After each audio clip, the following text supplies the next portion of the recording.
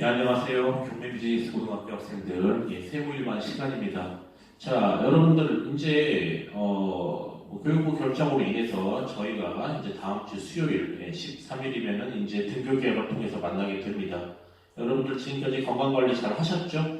여러분들 건강한 모습으로 뵐 수 있기를 기대합니다. 여러분들 등교 계약 시 전까지 물론 등교 계약 이후에도 여러분들 잘 하셔야 되겠지만은 그 전까지 여러분들 건강한 모습, 건강한 신체 유지하셔서 여러분들 건강한 모습으로 만날 수 있었으면 좋겠습니다. 자, 일단 여러분들 지금 그 45페이지를 펴시고요, 교과서. 지금 우리가 부가가치세 개요당원을 하고 있는데 저번 시간에 제가 직접 출연해서 부가가치세가 어떻게 구성이 되고 여러분들 그 전단계 세액공제법에 의해서 납부세액을 계산하는 방법과 부가가치세 전반적인 개요에 대해서 제가 직접 칠판으로 설명해 드렸습니다. 자, 이번 시간에는 여러분들 역시 파워포인트를 이용해서 1회 1단원 부가가치세의 개요 파트를 좀 마무리해보는 시간을 가져보도록 하겠습니다. 자, 우리가 지금 여러분들 지금 파워포인트 슬라이드를 보고 계신데 저번 시간 했던 내용인데 중요하니까 잠깐만 한번 짚고 넘어가겠습니다. 자, 여러분들 아시다시피 각 사업 단계에 따라서 부가가치가 발생하게 되죠. 예, 부가가치 보입니다.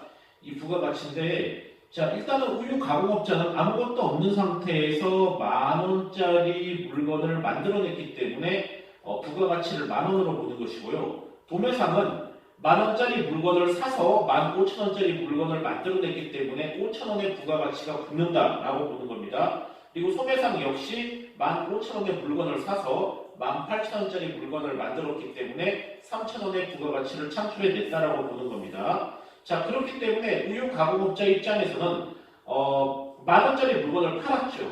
뭘 사온 건 없습니다. 여러분들 무에서 유를 창출해낸 것이기 때문에 뭘 매입한 게 없기 때문에 매입세액은 0이고 매출세액만 있기 때문에 매출액 10,000원만 있기 때문에 10,000원의 10%인 1,000원에 대한 부가가치세만 납부하는 것입니다. 자, 그리고 도매상의 입장에서는 자, 우유 가공업자에게 10,000원을 주고 물건을 사왔죠. 그렇기 때문에 매입세액은 10%인 1,000원, 그리고 15,000원어치 물건을 팔았기 때문에 매출세액은 10%인 1,500원이 되어서 매출세액에서 매입세액을 뺀 500원만 납부하면 되는 것입니다. 제가 전단계 세액공제법이라고 해서 매출세액에서 매입세액을 뺀 나머지만 납부세액으로 계산하는 것이다 라고 저번 시간에 말씀을 드렸죠. 자, 소매상 역시 15,000원짜리 물건을 도매상에게 사왔기 때문에 1,500원의 10%인 1,500원에 해당하는 부가가치세를 매입세액으로 도매상에게 주었습니다. 그리고 소매상은 소비자에게 18,000원의 물건을 팔았기 때문에 10%인 1,800원의 부가가치세를 받았죠. 그래서 매출세액에서 매입세액을 빼면은 300원이 납부세액이 되는 것입니다. 그래서 우유 가공업자는 1,000원, 도매상은 500원, 소매상은 300원의 순수 납부세액이 생기고 이 세 가지를 모두 더하면은 1,800원의 전체 순수 납부세액이 생기는데 이것을 18,000원의 우유를 구입했던 소비자가 10%인 부가가치세를 내는 식으로 해서 실제로 10%에 해당하는 부가가치세를 부담하는 사람은 소비자만 되겠죠. 나머지는 여러분들 전 단계에 자기가 물건을 판 매출세액을 매입세액에서 빼고 나머지만 납부하는 것으로 해서 여러분들 납세액이 종결되는 것입니다. 그래서 여러분들이 이 부분에 대해서 이해를 하셨으면 좋겠고요. 자, 이제 다음 페이지로 넘어갈게요. 45페이지입니다. 자, 밑에 보시면 부가가치세 과세 유형 나왔는데 어렵진 않습니다. 꽤나 중요한데 어렵진 않습니다. 자, 일단은 과세 유형 45페이지 맨 마지막에 있습니다. 자, 여기 보시면은 여러분 교과서를 먼저 볼게요. 자, 교과서에 보시면은 45페이지 맨 아래에 자, 부가가치세를 과세하는 방법을 과세 유형이라고 한다. 과세 유형의 줄치시고요. 그리고 과세 유형에는 일반 과세 동그라미 그리고 바로 밑에 관이 과세의 동그라미 치시기 바랍니다. 자, 그래서 부가가치세 과세 유형은 45페이지로 나와 있지만은 일반 과세와 간이 과세가 있다라는 데 줄을 치시고요. 이거 구분하셔야 됩니다. 여러분들 당연히 집행평가에서도 중요하게 다뤄지는 내용입니다. 46페이지 넘어가겠습니다. 46페이지 나오면 이제 일반 거세자와 간이 거세자에 대해서 자세하게 나와 있죠. 자, 이 부분에 대해서 여러분들 줄을 치면서 보도록 하겠습니다. 자, 일반 거세자 줄 치시고요. 제목에. 자, 법인 사업자 전체가 다 일반 거세자입니다. 법인 사업자는 무조건 일반 거세자고요. 개인 사업자 중에서도 연간 매출의 줄 칩니다. 요걸 우리가 이제 공급 대가라고 얘기하거든요. 예, 여러분들 교과서에는 없는데 간이 거세자에서는 공급 대가라는 말이 나옵니다. 그래서 매출액이라고 하면은 우리는 항상 공급 대가다. 글씨 엄청 안 써집니다. 예. 공급 대가다 이렇게 여러분들이 알고 계셔야 됩니다. 자, 공급 대가 매출액 4,800만 원 이상으로 예상되는 개인 사업자라고 여러분들 알고 계시면 되겠습니다. 그러면은 이따가 여러분들 나오겠지만은 뭐 간이거세자 같은 경우는 연간 매출액 즉 공급 대가가 4,800만 원 미만에 해당하는 개인 사업자가 되겠죠. 자, 그래서 일반 거세자는 법인 사업자 전체가 다 들어가고 연간 매출액이 4,800만 원이 넘어가는 사람들은 전부 일반 거세자로 쳐서 자, 일반 거세자는 여러분들 줄로 치시기 바랍니다. 매출 시 세금 계산서를 발행할 수 있다. 그리고 매입할 때는 여러분들 부담한 매입 세금 계산서를 받아서 이제 부가가치세액을 전액 공제받을 수 있다고 하는데 자, 여러분들 부가가치세 일반적인 사업자들은요 여러분들 부가가치세를 납부하죠. 예, 납부합니다. 매출을 통해서 소비자에게 받은 부가가치세를 납부하죠. 그리고 사업상 필요한 물품을 매입하고 냈던 부가가치세의 경우는 돌려받는다고 말씀드렸습니다. 공제된다고 말씀을 드렸죠. 기억나시죠? 예, 그럼 여러분들 그 증빙으로 나는 이 물건을 사업상 필요한 물품으로 구입한 것이다. 그러니 공제해 주세요라고 국가에다가 얘기할 수 있는 그 증빙 자료가 되는 것이 세금 계산서라고 하는 겁니다. 여러분들 이거 다시 한번 제가 등교계약 한번 말씀을 드리겠지만은 세금 계산서가 굉장히 중요하거든요. 예, 수행평가하고도 관련이 있습니다. 그러니까 매출 시에는 세금 계산서를 발행할 수 있다. 여러분들이 좀 기억을 꼭 해주시기 바랍니다. 자, 그리고 간이거세자 있습니다. 간이거세자. 이걸 여기서 여러분들 좀 암기를 하셔야 됩니다. 당연히 시험에도 출제가 되겠고요. 자, 여기 연간 매출의 공급 대가라고 아까 말씀드렸죠. 4,800만 원 이하가 아니라 미만입니다. 즉 4,800만 원인 경우에는 연간 매출액이 딱 4,800만 원이다. 그럼 간이거세자가 될 수가 없습니다. 자, 간이거세자는 이걸 말씀을 안 드렸네요, 제가. 그러니까 일반 과세자에 비해서 간이 과세자는 부가가치세를 굉장히 적게 냅니다.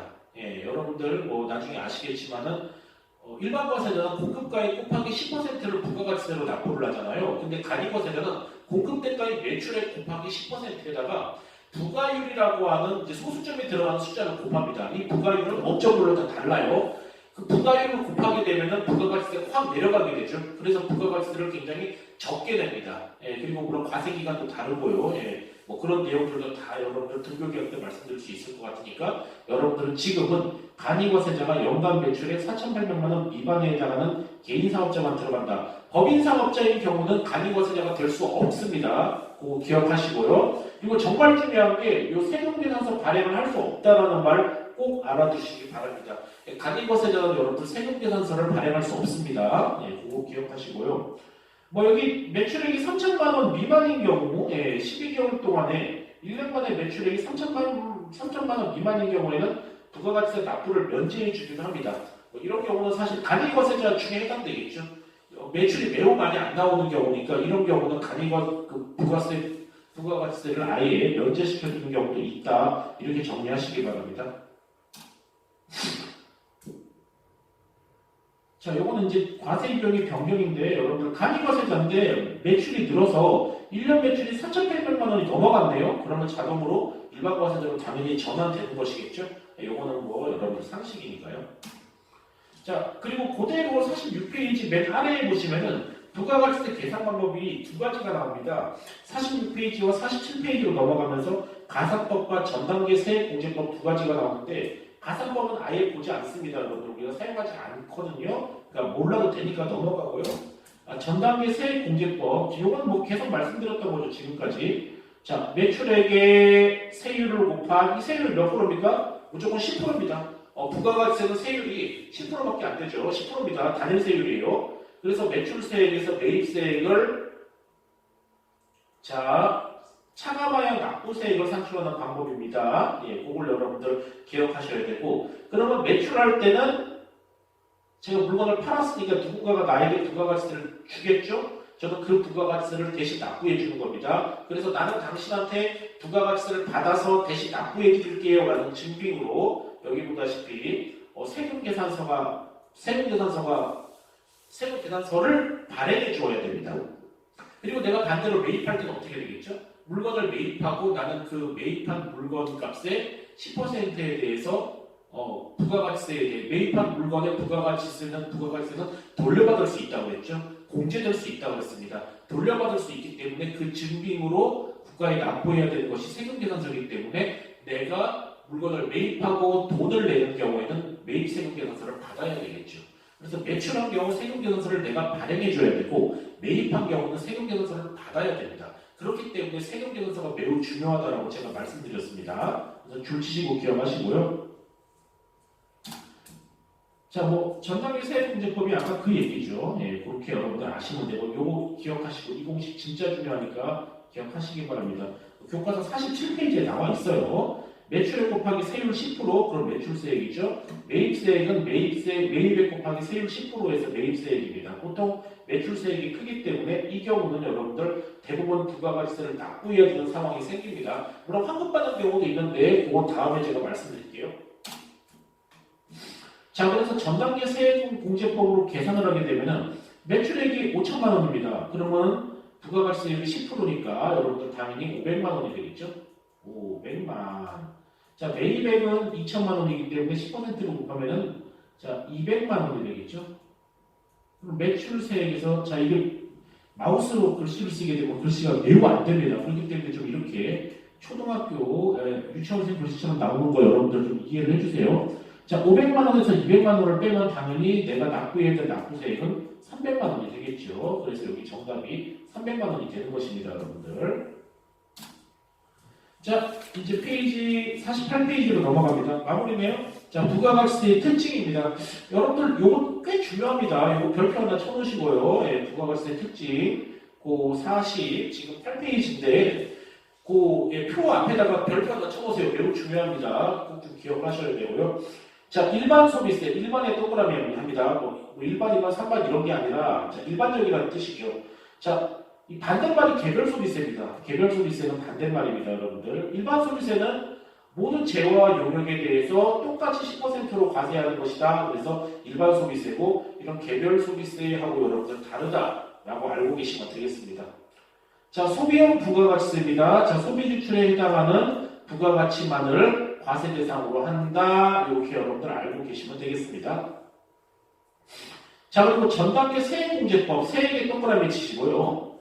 자, 전단계 세액공제법이죠. 자, 그렇기 때문에 여기 보시다시피 매출세액, 공급가액의 10%를 곱해서 매입세액, 공급가액의 10%를 곱한 매입액을 공제, 빼서 납부세액을 계산한다라고 되어 있죠. 이걸 여러분들이 기억하시기 바랍니다. 자, 간접세. 여러분들, 제가 간접세가 뭐라고 그랬죠?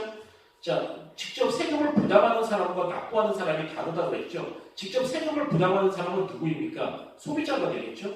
하지만은 부가가치세를 대신 납부해주는 사람은 사업자가 됩니다. 그래서 사업자가 부가가치세를 납부하고 실제로 부가가치세를 부담하는 사람은 소비자이기 때문에 납세자와 담세자가 다릅니다. 그래서 여러분들 납세 의무자는 부가가치세법상 사업자 동그라미, 그리고 담세자는 소비자 동그라미. 그래서 납세자와 담세자가 다르기 때문에 간접세다. 꼭 기억하시고요. 자, 요건 여러분들 좀 무역과 관련된 건데요. 이거는 여러분들 소비지급 과세 원칙. 자, 여러분들 수출을 하게 되면은 생산하는 나라가 있죠. 생자만 쓸게요. 그리고 생산하는 국가에서 물건을 수출하면은 물건을 소비하는 나라가 있겠죠. 자, 생산하는 국가에서 제품을 생산해내면은 역시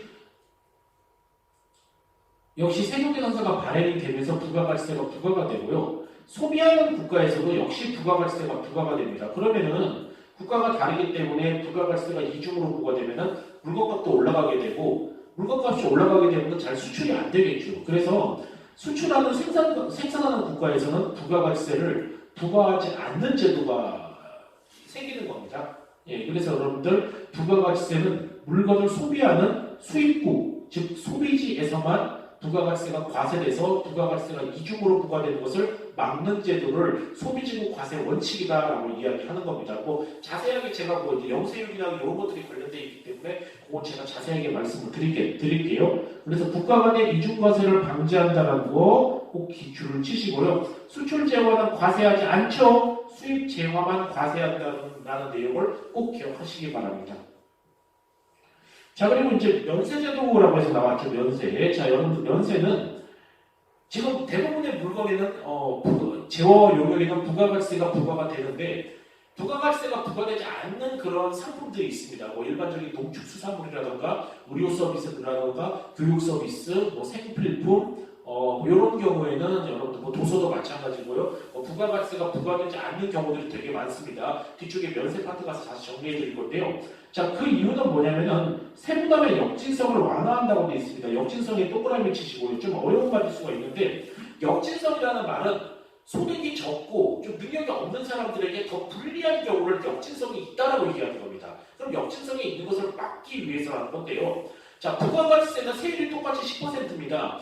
제가 과자를 살 때나 여러분들 요즘에는 삼성 회장이 갑자기 이재용 회장이죠. 저기 이재용 부회장하고 저하고는 여러분들 당연히 엄청난 재산 및 소득 격차가 있는데 이재용 부회장과 저는 똑같이 과자를 샀을 때 똑같이 부가가치세를 낼 수밖에 없습니다. 세율이 단일 세율이기 때문에요. 이런 경우 저소득자들에게 불리하다고 보는 겁니다. 그래서 저소득자들이나 아니면 반드시 필요한 어떤 생활에 반드시 필요한 물품이나 서비스를 구입할 때는 부가가치세를 아예 없애주는 제도가 생기는 거거든요. 그래서 이런 것들을 면세제도다. 면세제도는 왜 생기는 거냐? 쉽게 말해서 역진성, 즉 소득이 없는 사람, 적거나 소득이 불안한 사람들에게 불리하게 될 수밖에 없는 현상을 방지하기 위해서 면세제도를 실시하고 있다. 이렇게만 알아두시게 됩니다. 그런 것들을 역진성을 완화한다라고 여러분들 그렇게 이야기를 하는 것이죠. 그래서 생필품 같은 것에는 부가가치세가 부과되지 않는다. 이렇게 알고 계시면 감사하겠습니다.